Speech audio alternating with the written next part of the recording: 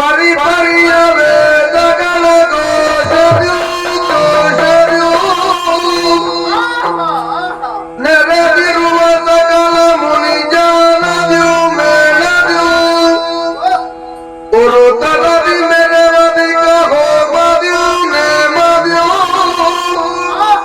ಅಖಿಲ ಸಂಭ್ರಮಗಳಿಂದ ಸುರಪ ಮುಖ್ಯ ಮರರ ವರ್ಗದ್ಯೂ ಸ್ವರ್ಗದ್ಯೂ ಎರಡು ಮಡಿಯತಿ ಜಯಾನಂದದ್ಯೂ ಚಂದದ್ಯೂ ಹೊರಗೆ ನೂತನವಾದ ಮಂತ್ರದ್ಯೂ ಮಂತ್ರದ್ಯೂ ಮೆರೆದುದ ಯಜ್ಞ ಶಾಲೆ ಮೆರೆದುದ ಯಜ್ಞ ಶಾಲೆ ಆಮಗಾದ್ವರ ಬೆಳಗಿ ಭುವನ ಸ್ತೋಮ ಬಂದಿದೆ ಬಂದು ಆಮಗಾದ್ವರ ಬೆಳಗಿ ಭುವನ ಸ್ತೋಮ ಬಂದಿದೆ ಬಂದು ಬಂದು ತೋಮ ತಾಯಿ ತಂದೆಯರನ್ನು ಕಾಣುತ್ತಾಗ ಅಮ್ಮ ಮಗಳಾಗಿರುವಂತಹ ದಾಕ್ಷಾಯಿಣಿಯು ವಂದಿಸುತ್ತಾ ಇದ್ದಾಳೆ. ನನ್ನ ಒಬ್ಬಳ ಮಗಳು ಸತ್ತು ಕೆಲವು ಸಮಯ. ಅಮ್ಮ ನಾನಮ್ಮ ಬಂದವರನ್ನು ಅಪ್ಪಿಕೊಳ್ಳಿಕ್ಕಿದ್ದದಲ್ಲ ನೀನು. ಅಪ್ಪಿಕೊಳ್ಳುವ ಮನಸ್ಸಿದ್ರೆ ನಾನಿದ್ದೇನೆ ಬಾಯಿಲಿ. ಅಪ್ಪ ಮುಖ ತಿರುಗಿಸುತ್ತಾ ಇದ್ದಾನೆ. ಅಮ್ಮ ಅಪ್ಪಿಕೊಳ್ಳೋದಕ್ಕೆ ಮುಂದಾದರೆ ಅಪ್ಪನ ಆಣತಿಗೆ ಅಮ್ಮನು ಹಿಂದುಳಿದು ಬಿಟ್ಟಳಲ್ಲ. ನನ್ನ ಬಂಧು ಬಾಂಧವರೆಲ್ಲರೂ ನೋಡಿದರು ನೋಡದಂತಿದ್ದಾರೆ. ಏನು ಹೀಗೆ, ಯಾಕೆ ಹೀಗೆ? ಓ, ಇದೆಲ್ಲವೂ ನನ್ನ ತಂದೆಯ ಕಡಸನೆಯಿಂದಲೇ ನಡೆಯುತ್ತಾ ಉಂಟು. ಇರಲಿ, ನಾನಿಷ್ಟಕ್ಕೆ ನೋಯುವುದಲ್ಲ. ನಾ ಕಾಣಬೇಕಾಗಿದ್ದು ಯಜ್ಞ ಕಾರ್ಯವನ್ನು, ಆ ಕರ್ಮಾಂಗವನ್ನು ಕಾಣೋಣ. ಯಜ್ಞ ಮಂಟಪಕ್ಕೆ ಯಜ್ಞ ಮಂಟಪಕ್ಕೆ ಯಾಗದ ಸೊಬಗೀಕ್ಷಿಸಿ ಯಾಗದ ಸೊಬಗೀಕ್ಷಿಸಿ ಇಂದ್ರಾಯ ಸ್ವಾಹ ಯಾಗದ ಸೊಬಗೀಕ್ಷಿಸಿ ಅಗ್ನಿಯ ಸ್ವಾಹ ಯಾಗದ ಸೊಬಗೀಕ್ಷಿಸಿ ಸೊಬಗೀಕ್ಷಿಸಿ ಯವಾಯ ಸ್ವಾಹ ನಿರುದಯ ಸ್ವಾಹ ವರುಣಾಯ ಸ್ವಾಹ ವಾಯುವೇ ಸ್ವಾಹ ಕುಬೇರಾಯ ಸ್ವಾಹ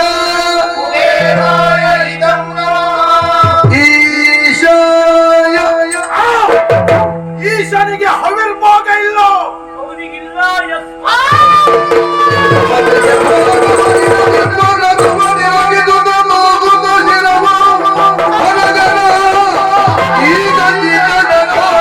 ತಳಲಿದನು ಸಭೆಯೊಳು ಎದೆಗೆ ಬಂದನು ನಾನಿ ಪದಕಿ ಮಾಡುವ ಯಜ್ಞಕ್ಕೆ ಎದೆಗೆ ಬಂದನು ನಾನಿ ಪದಕಿ ಮಾಡುವ ಯಜ್ಞಕ್ಕೆ ಪ್ರೀತಿಯ ಮುಂದರಿಯದೆ ಬಂದಿದ್ದರನಾಗಲ್ಲ ಪ್ರೀತಿಯ ಮುಂದರಿಯದೆ ಬಂದಿದ್ದರನಾದುಗಲ ಇದರನಾದುಗಲ ಪತಿಗಳಿಗೆ ತ್ರೈಲೋಕ್ಯದ ಕದುವಿನ ಭಾಗವ ಕೊಡದಿಗ ಪತಿಗಳಿಗೆ ತ್ರೈಲೋಕ್ಯದ ಕದುವಿನ ಭಾಗವ ಕೊಡದಿಗ ಮತಿಯದ ಯಾರು ಮುಂದೆಯು ಪಿತಗೀತಕ್ಕೆ ಬಂತು ಪಿತಗೀತಕ್ಕೆ ಬಂತು ಅತಿ ದುಷ್ಟರು ಕೂಡಿಯ ದುರದಿಗಳ ಮಧ್ಯಕ್ಕೆ ತಾನೇ ಅತಿ ದುಷ್ಟರು ಕೂಡಿ ದುರ್ಮದಿಗಳ ಮಧ್ಯಕ್ಕೆ ತಾನೇ ತಗೆ ಬಂದೆನು ಗಾಳಿಗೆ ಪತಿಗೆ ಕಟ ಕಟ ಶಿವನೇ ಶಿವನೇ ಏತಗೆ ಬಂದನು ನಾನೇ ಓದಗಿ ಮಾಡುವ ಯಜ್ಞಕ್ಕೆ ಶಿವನೇ ಶಿವನೇ ಶಿವನೇ ಎಂತಹ ಪಾಪ ಕಾರ್ಯವನ್ನು ನಾನು ಕಾಣುತ್ತಾ ಇದ್ದೇನೆ. ಪರಿಮಾರ್ಜನೆ ಉಂಟೆ ಇದರಿಂದ? ಲೋಕಕ್ಕೆ ಒಳಿತನ್ನು ಮಾಡುವಂತಹ ಸಾಧನೆ ಯಾವುದು ಕೇಳಿದ್ರೆ ಯಜ್ಞ ಕಾರ್ಯಾದಿಗಳು. ಆದ್ರೆ ಇಂತಹ ಒಂದು ಯಜ್ಞವನ್ನು ಸ್ವಾರ್ಥಕ್ಕಾಗಿ ದ್ವೇಷ ಸಾಧನೆಗಾಗಿ ಬಳಸಿಕೊಳ್ಳುತ್ತಾನೆ ಅಂತಾದ್ರೆ ಜನ್ಮ ಜನ್ಮಾಂತರಕ್ಕೂ ಪಾಪಗಳನ್ನು ಕಟ್ಟಿಕೊಳ್ಳುತ್ತಾ ಇರುವಂತಹ ಇವನೊಬ್ಬ ಪಾತಕಿ. ಇಂತಹ ಪಾತಕಿಯ ಮುಖ ನೋಡಕೂಡದು, ಅದು ನಿಷಿದ್ಧವಾಗಿರುವುದು. ದಕ್ಷ ಪ್ರಜಾಪತಿಯೂ ಅಲ್ಲ, ದಕ್ಷ ಬ್ರಹ್ಮನೂ ಇವನಲ್ಲ. ಇವನೊಬ್ಬ ಮದಾಂಧ, ಇವನೊಬ್ಬ ಮತಿಹೀನ, ಇವನಿಗಂತೂ ಬುದ್ಧಿ ಇಲ್ಲ. ಲೋಕಗಳಲ್ಲಿ ಶ್ರೇಷ್ಠತೆಯನ್ನು ಹೊಂದಿರುವಂತಹ ಶಿವನನ್ನುಳಿದು ಯಾವುದೇ ಪುಣ್ಯ ಕಾರ್ಯಗಳು ನಡೆಯುವುದಿಲ್ಲ. ಅಂತಿರುವಾಗ ಶಿವನನ್ನು ದ್ವೇಷಿಸುವಂತ ಈ ಯಜ್ಞ ಕಾರ್ಯಕ್ಕೆ ತಾವು ಹೋಗುವುದಿಲ್ಲ ಎನ್ನುವ ಹಾಗೆ ಈ ದೇವತೆಗಳು ಸುಮ್ಮನಿರಬೇಕಾಗಿತ್ತು. ಶಿವನಿಲ್ಲದೆ ಇರುವಂತಹ ಸ್ಥಾನಕ್ಕೆ ಬಂದು ಹವಿಸ್ಸನ್ನು ಸ್ವೀಕರಿಸುತ್ತಾರಂತಾದರೆ ಇವರೆಲ್ಲರೂ ದುರ್ಮತಿಗಳು. ಇಂತಹ ಯಜ್ಞ ಕಾರ್ಯವನ್ನು ನಡೆಸುತ್ತಾ ಇರುವವರು ಸಾಮಾನ್ಯರಲ್ಲ, ಭಗ ಭೃಗು ಋಷಿಗಳು. ಹಾಗಾದ್ರೆ ಇವರೆಲ್ಲರೂ ದುಷ್ಟರು. ಇಂತಹ ಪಾತಕಿಗಳು, ಇಂತಹ ದುರ್ಮತಿಗಳು, ಇಂತಹ ದುಷ್ಟರು ಕೂಡಿರುವ ಈ ಸಭೆಗೆ ನಾನು ಯಾಕೆ ಬಂದೆ ಶಿವನೇ? ನಾನು ಯಾಕೆ ಬಂದೆ? ನಾನು ಯಾಕೆ ಬಂದೆ? ಹೋಗದಿರಲಿ ಹೋದರೆ ಆಗೋದಿ ಪರಿಯಂಜನುತ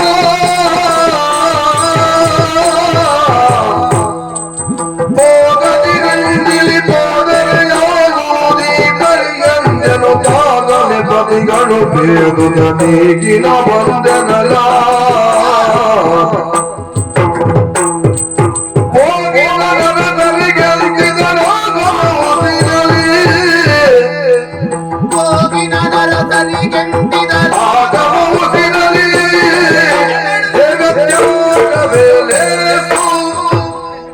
ಜಗತ್ಯಾಗವೇಲೆ ಜಗತಿ ಜಯವಾಗಿ ಹೊರಡಿಗಳು ಎದಗೆ ಬಂದನು ನಾನೇ ಆತಗಿ ಮಾಡುವ ಯಜ್ಞಕ್ಕೆ. ಹೇಳಿದರಲ್ಲ ನಮ್ಮವರು, ಗೌರಿ ಹೋಗುವುದು ಬೇಡ, ಹೋಗುವುದು ಬೇಡ. ಮಗುವನ್ನು ಮುದ್ದಿಸುವಂತೆ ನನ್ನವರು ಮುದ್ದಿಸಿ ಮುದ್ದಿಸಿ ಹೇಳಿದರು. ಆದರೆ ನಾನೇ ಹಠ ಹಿಡಿದು ಬಂದೆ. ಈ ರೀತಿಯಲ್ಲಿ ಅವಮಾನಕ್ಕೆ ನಾನು ಒಳಗಾದೆ. ನಾ ಮತ್ತೆ ಕೈಲಾಸವನ್ನ ಸೇರಲೆ? ಈ ಅವಮಾನಿತವಾದಂತ ಮುಖವನ್ನು ಹೊತ್ತು ನನ್ನ ಅರಸನ ಮುಖವನ್ನು ನಾನೆಂತೂ ನೋಡಲಿ? ನನ್ನವರು ಕೇಳಿಯಾರು, ಹೇಗೆ ನಡೆಯಿತು ಯಜ್ಞ? ತಂದೆಯ ಮನೆಯಲ್ಲಿ ನಿನ್ನನ್ನು ಮಾನಿಸಿದರೆ ಎಂದು ಏನೆಂದು ಉತ್ತರಿಸಲಿ ನಾನು? ಈಶಾನ್ಯ ಭಾಗ ಶೂನ್ಯವಾಗಿದೆ, ನನಗೆ ಅವಮಾನವಾಗಿದೆ ಹೀಗೆನ್ನುವಂತ ವರ್ತಮಾನವನ್ನು ಶಿವನು ತಿಳಿದರೆ ಲೋಕವನ್ನೇ ಸುಟ್ಟ. ಇಲ್ಲ ಇಲ್ಲ, ಅಂತ ಅನರ್ಥಕ್ಕೆ ನಾನು ಕಾರಣರಾಗಕೂಡದು. ಈ ಅವಮಾನಿತವಾದಂತಹ ಮುಖವನ್ನು ಹೊತ್ತು ನಾನು ಮತ್ತೆ ಕೈಲಾಸವನ್ನು ಸೇರುವುದಿಲ್ಲ. ಹಾಗೆ ಇಲ್ಲಿಯೇ ಉಳಿಯಲೆ? ನಾನಿಲ್ಲಿ ಯಾರಿಗೆ ಬೇಕಾಗಿದ್ದೇನೆ? ಕಾಣುತ್ತ ತಾಯಿ ತಂದೆಯರು ಮಾತನಾಡಿಸದೆ ಹೋದರು. ಅತ್ತ ನನ್ನ ಹಠದಿಂದ ಗಂಡನ ಮನೆ ಬಿಟ್ಟು ಬಂದಿದ್ದೇನೆ. ಇತ್ತ ತವರು ಮನೆಯಲ್ಲಿ ನನಗೆ ಸ್ಥಾನವಿಲ್ಲ. ಎರಡೂ ಮನೆಗೆ ಬೇಡದೇ ಇರುವ ಹೆಣ್ಣಿಗೇನು ಗತಿ? ಹೆಣ್ಣಿಗೇನು ಸ್ಥಿತಿ? ಗತಿ ಒಂದೇ, ಗತಿ ಒಂದೇ. ದೇಹತ್ಯಾಗ, ದೇಹತ್ಯಾಗ,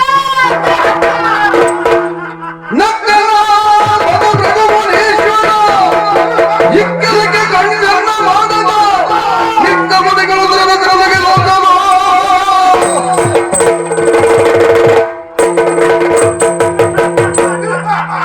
ಹುಕ್ಕಿದ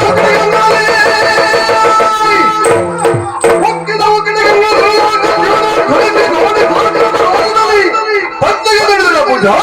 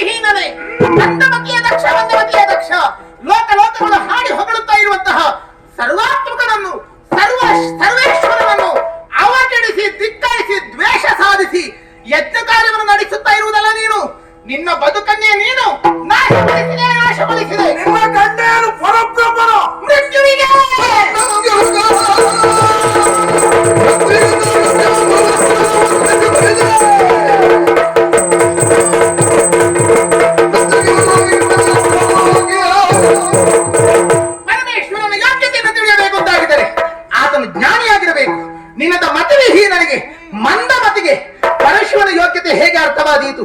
ತಿಳಿದುಕೋ. ಏನು? ಈ ಹಿಂದೆ ಭಕ್ತನಾದಂತ ಮಾರ್ಕಾಂಡೇಯನಿಗೋಸ್ಕರವಾಗಿ ಕಾಲ ಮೃತ್ಯುವನ್ನು ದರೆಯಲ್ಲಿ ಉರಗಿಸಿ ಕಾಲಾಂತಕ ಮೃತ್ಯುಂಜಯ ಎನ್ನುವಂತ ಯೋಗ್ಯತೆಗೆ ಪಾತ್ರನಾದವನು ಪರಶಿವನಿದ್ದಾನೆ. ಅಂತಹ ಪರಶಿವನ ಕೂಡೆ ನಿನ್ನ ಸರಸವೇ ವಿರೋಧವೇ ಯಾರಿದ್ದಾರೆ? ನನ್ನ ಬೆಂಬಲಕ್ಕೆ ಸುಮನಸರಿದ್ದಾರೆ. ಕೂಡಿದಿ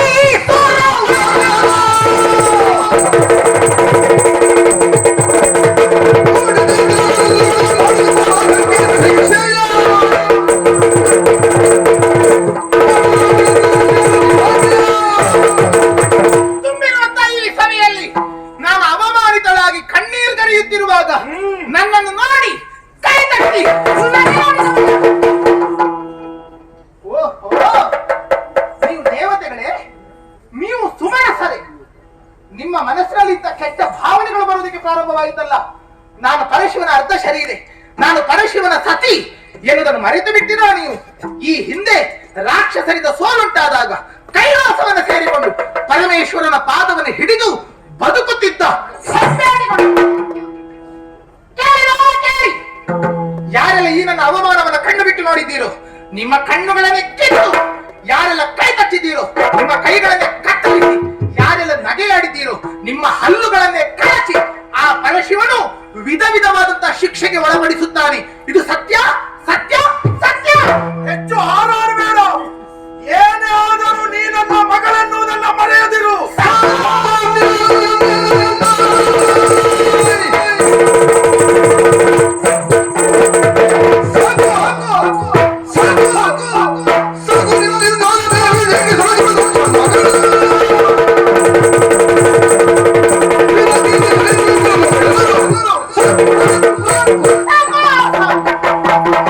ಈ ಸಂಸಾರವೇ ಸಾಕು, ಈ ಅವಮಾನವೇ ಸಾಕು, ಈ ಯಜ್ಞವೇ ಸಾಕು, ಈ ಪ್ರಪಂಚ ಜೀವನ, ಈ ಬಂಧನ ಸಾಕು ಸಾಕು. ನಿನಗಿರುವಂತ ಅಹಂಕಾರ, ನಿನ್ನ ಮಗಳು ದಾಕ್ಷಾಯಿಣಿ, ನಿನ್ನಿಂದ ಪ್ರದತ್ತವಾದಂತಹ ಪಾಲಿತವಾದ ಶರೀರ ಎನ್ನುವ ಹಾಗೆ ಬಿಡು. ಇನ್ನು ಮುಂದೆ ಯಾರೇ ಆಗಿರಲಿ ಪ್ರಪಂಚದಲ್ಲಿ ದಕ್ಷಿಣ ಮಗಳು ದಾಕ್ಷಾಯಿಣಿ ಎನ್ನುವಂತ ಹೆಸರನ್ನು ಹೇಳದಿರಲಿ ಪರಶಿವನ ಅರ್ಧಾಂಗಿಯಾಗಿ ಮತ್ತೊಂದು ಶರೀರದಿಂದ, ಮತ್ತೊಂದು ರೂಪದಿಂದ, ಮತ್ತೊಂದು ಹೆಸರಿನಿಂದ ಈ ಪ್ರಪಂಚ ನಾನು ಕಾಣಿಸಿಕೊಳ್ಳುತ್ತೇನಲ್ಲದೆ ನಿನ್ನಿಂದ ಅವಮಾನಿತವಾದಂತಹ ಶರೀರವನ್ನು ಹೊತ್ತು ಇನ್ನು ಅರೆಕ್ಷಣವೂ ನಾನು ಈ ಪ್ರಪಂಚದಲ್ಲಿ ಇರುವುದಿಲ್ಲ. ಅದು ದಗದಗನೆ ಉರಿಯುತ್ತಿರುವಂತಹ ಅಗ್ನಿಕುಂಡಕ್ಕೆ ಈ ನನ್ನ ದೇಹವನ್ನ ಹೋಗಿಸಿಕೊಳ್ಳುತ್ತೇನೆ. ಅವರನ್ನ ಸ್ಪರ್ಶಿಸಿದರೆ ಜಾಗ್ರತೆ. ನಿನ್ನ ಅಗ್ನಿ ಯಾರಿಗೆ ಬೇಕಾಗಿದೆ? ಎಡದ ಯೋಗ ನೀವು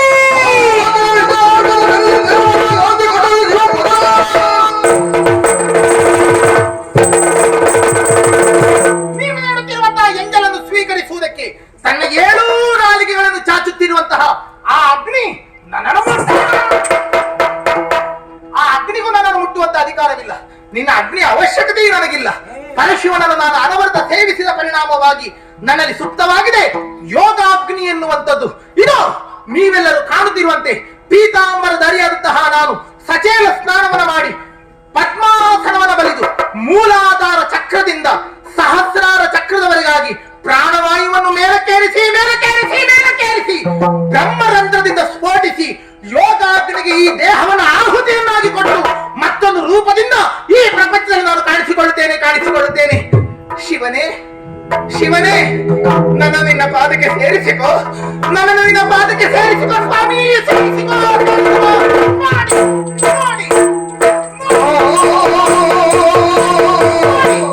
ಓಂ ನಮಃ ಶಿವಾಯ.